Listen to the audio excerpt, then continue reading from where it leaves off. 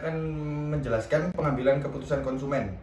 Yang pertama adalah pengenalan masalah atau kebutuhan dan keinginan. Pengambilan keputusan oleh konsumen untuk melakukan pembelian suatu produk diawali oleh adanya kesadaran atau keinginan konsumen tersebut. Saat konsumen sudah paham akan kebutuhan atau keinginan tersebut, konsumen akan mencari informasi mengenai keberadaan produk yang ingin dibelinya. Setelah mencari informasi, konsumen telah menemukan berbagai macam produk atau merek yang sesuai dengan standar konsumen tersebut.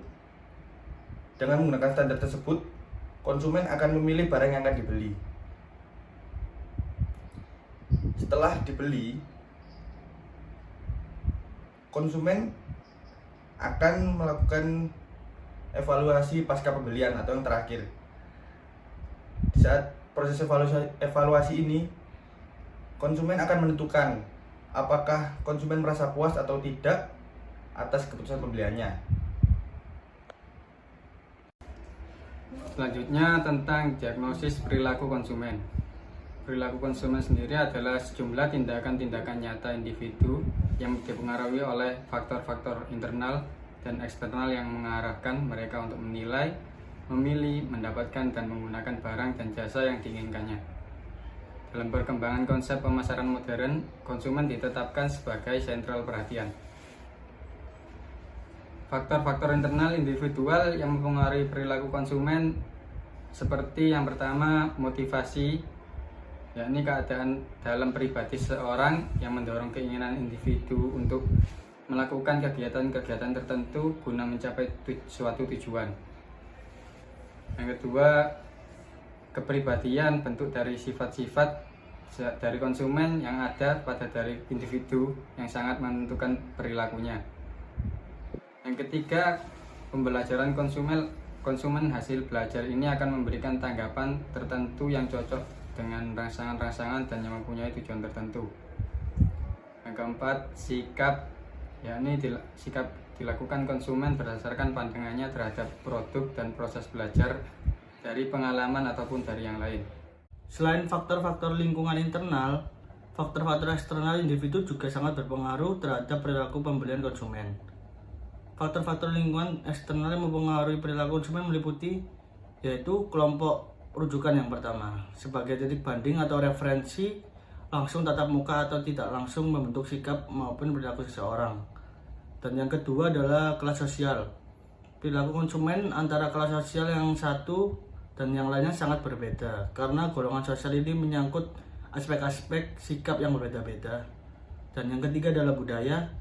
Perilaku konsumen itu ditata, dikendalikan, dan dimantapkan pola-polanya oleh berbagai sistem nilai dan norma. Yang keempat adalah komunikasi. Informasi yang diterima konsumen melalui komunikasi memainkan peranan penting untuk membentuk persepsi konsumen, yaitu dengan melalui informasi yang luas, konsumen dapat mengetahui barang atau produk yang akan dibeli. Dan melalui informasi yang luas juga, konsumen tidak akan salah dalam membeli barang atau mempertimbangkan barang tersebut untuk layak dibeli atau tidak. Saya akan menjelaskan tentang struktur keputusan membeli. Keputusan tentang jenis produk, di mana konsumen dapat mengambil keputusan untuk membeli sebuah produk tergantung keinginan dan kebutuhan konsumen. Dan yang kedua, keputusan tentang bentuk produk.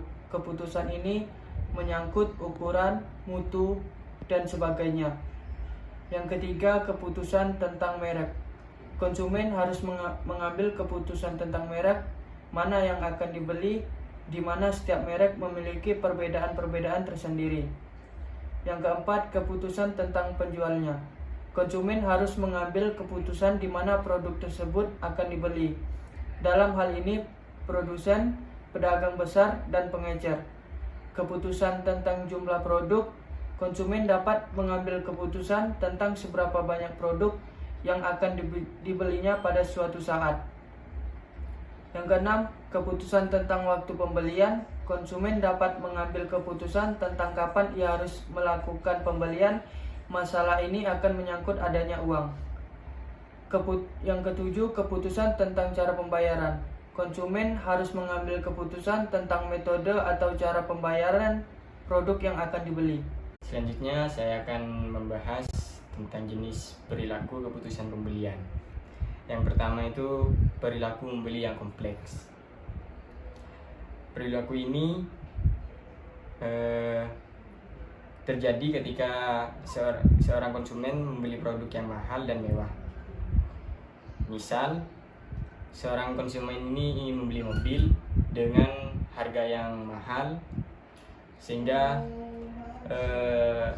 banyak risiko besar yang dihadapi karena mencakup value yang besar juga, sehingga harus mempertimbangkan banyak faktor ya, seperti kepada teman, rekan-rekan kerja atau keluarganya.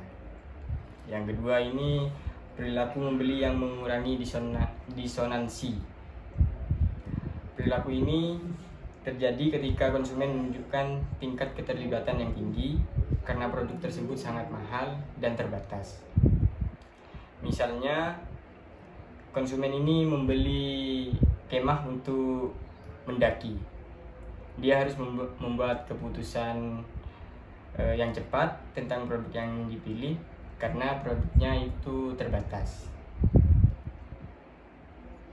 Yang ketiga, perilaku membeli kebiasaan. Perilaku ini terjadi ketika konsumen menunjukkan minat yang kurang dalam keputusan pembelian. Ini biasanya konsumen sering membeli barang-barang rutin sehari-hari.